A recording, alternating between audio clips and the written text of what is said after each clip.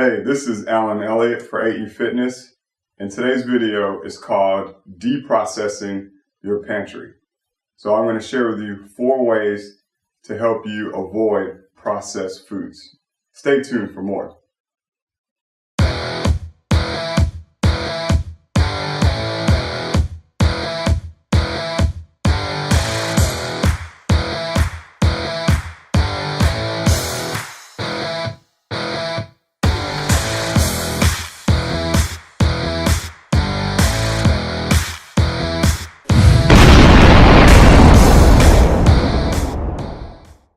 So, processed foods, what are they?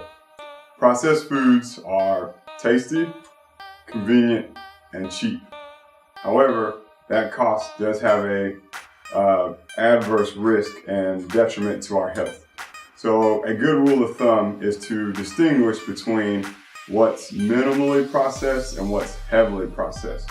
So a good rule of thumb is the least amount of hands that have touched the product before it comes to you, the better.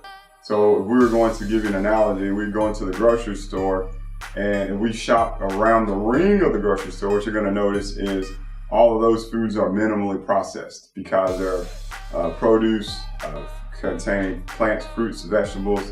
And then if you go around, you may see deli items such as your fresh chicken, fresh fish. And also when you come back around, you're going to hit the fruit beverages such as fruit drinks and then dairy. So all that is minimally processed. When we start going up and down the aisles of the grocery store, those foods are going to be heavily processed because they contain artificial ingredients, additives, and other items. So we're going to talk about those things. So the first one that we're going to talk about is avoiding processed foods that contain sugar, sodium, and fat. So some foods and ingredients will contain excess sugar, sodium, and fat, and those can have adverse risks to your body. So foods that may contain extra sugar, such as canned fruits, which have added sugar or syrup, that's going to put your body at risk for an increased chance of weight gain, which can also lead to diabetes. Foods that may contain excess sodium may be canned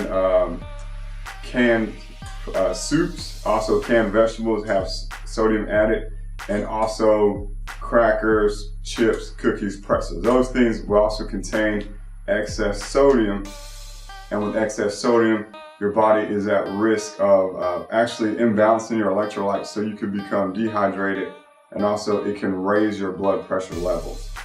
And then lastly, we want to avoid items that have added fats. So when I think about added fats and ways to deprocess your pantry, the biggest one that comes to mind would be the salad dressings. So salad dressings can have added fats. You want to make sure that these fats are going to come from unsaturated sources and polyunsaturated fat sources. That way it's going to make sure that your cholesterol levels are well balanced and you're going to be able to keep your heart healthy. Tip number 2 to help you deprocess your pantry is to eat whole foods. So whole foods are foods that contain no added preservatives, no added sugars, fats, or any other modified or processed ingredients. So these are going to be foods that are minimally processed, such as fruits, vegetables, meat that is produced free of antibiotics, hormones, other additives such as that nature. So those whole foods are foods that I recommend to my clients that are going to help you live a healthy lifestyle and also help you detox because you're not taking in as many ingredients, so your body can focus more on elevating your metabolism and increasing your rate of fat burn because you're not being bogged down by artificial chemicals. So when our body does take on these processed chemicals, we do slow down our metabolism. It's kind of like overloading the computer with too many tasks. So eating whole foods kind of clears up those tasks on your nutrition and digestive system to help you regulate and run more efficiently. Tip number 3 for helping to deprocess your pantry is to remember the fewer ingredients, the better.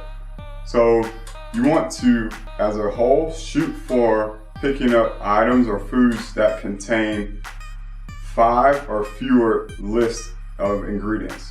So for example, if you see maybe yogurt or crackers or chips, you want to make sure that the main ingredient in there is what that product is being advertised as. If you see anything that has hard to pronounce words or acronyms, then that's a red flag that those foods that you're looking at are higher processed than something that will be minimally processed.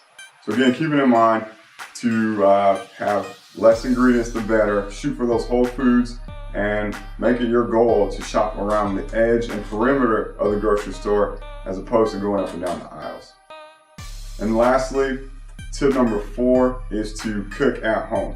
So while cooking at home has its advantages, there are also disadvantages. You know, it may take more time. You have to manually go out to the grocery store and you have to prepare the food. But that exchange in value of what you're doing is you're controlling what you're putting into your body. So you are voting, you're casting your vote. If you're going out to eat or if you're stopping to pick up other items, you're kind of abdicating your right or vote for controlling what you're going to take in, because now you're at the mercy of what somebody else deems as healthy or what they want to share and put into your body. So remember, cooking at home will help control the ingredients that are going to be consumed in your body and help you be more conscious and make better decisions. If you found this content helpful, be sure to like and subscribe to the AE Fitness YouTube channel. And as always, be sure to immerse yourself in the process, take action, and enjoy the journey.